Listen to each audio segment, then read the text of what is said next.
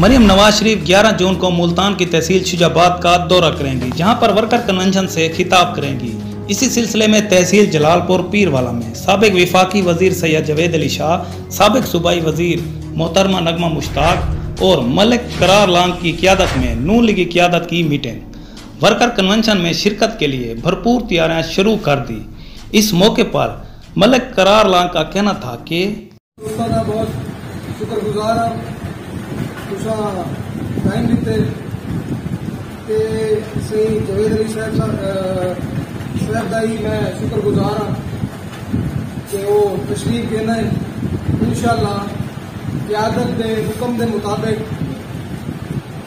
मरियम नवाज साहिबा एतवार को शाम 5 बजे इंशाअल्लाह असा उन्होंने भरपूर इस्तकबाल करेसू।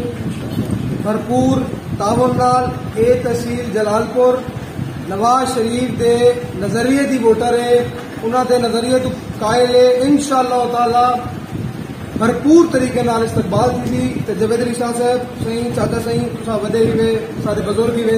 इंशाअल्लाह तुसा ही तहसील जलालपुर की खुश थीसो ते मरियम बीबी ही तहसील जलालपुर की मोहब्बत इंशाअल्लाह देख सके। इस मौके पर तहसील भर से साबिक यूसी चेयरमैन, वाइस चेयरमैन समेत नून लीग के ओहदेदारान व कारकुनान ने शिरकत की।